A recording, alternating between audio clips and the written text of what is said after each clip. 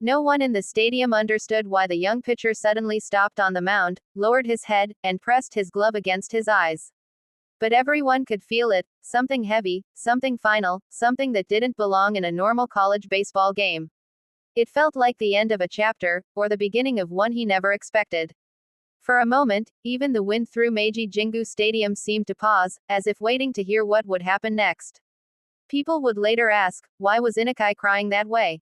Was it the loss, the pressure, the pain? But the truth was far more complicated, and far more beautiful. Because this wasn't just a game. It was a farewell. Shinizuke Inukai stepped back from the mound, taking in a breath so deep it almost trembled. This was the field he had dreamed of since he was a boy. This was the moment he'd chased through thunderstorms, injuries, lonely nights, and early morning runs that started before sunrise. And yet, this was also the place where his baseball journey was quietly ending. As the crowd murmured, he glanced toward the dugout. His teammates, men who had fought beside him, laughed with him, believed in him, watched with a mix of encouragement and silent worry. He forced a smile, but inside, something was breaking. When he delivered the next pitch, everything inside him surged like a final spark refusing to die. The fastball cracked into the catcher's mitt with a sound that echoed through the stadium like a gunshot.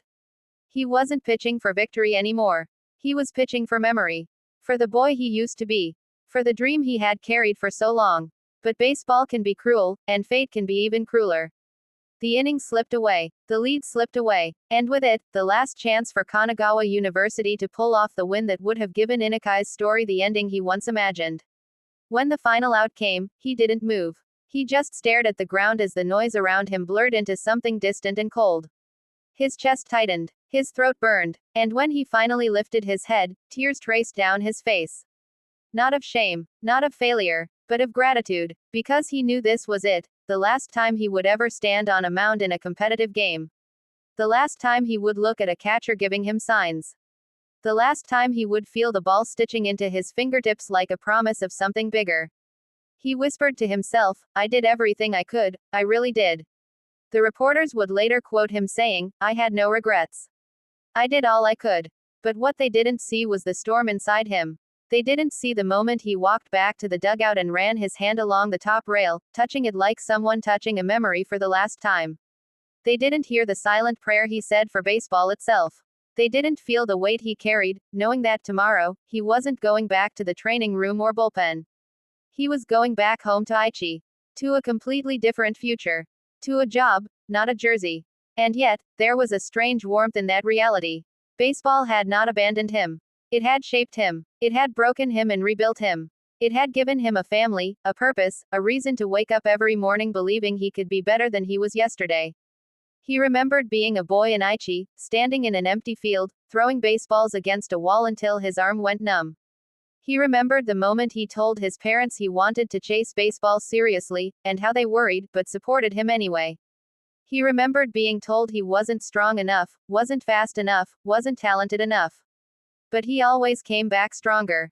Always. And now, he was going back to Aichi not because he failed, but because he had grown. Because life had chosen a new path for him.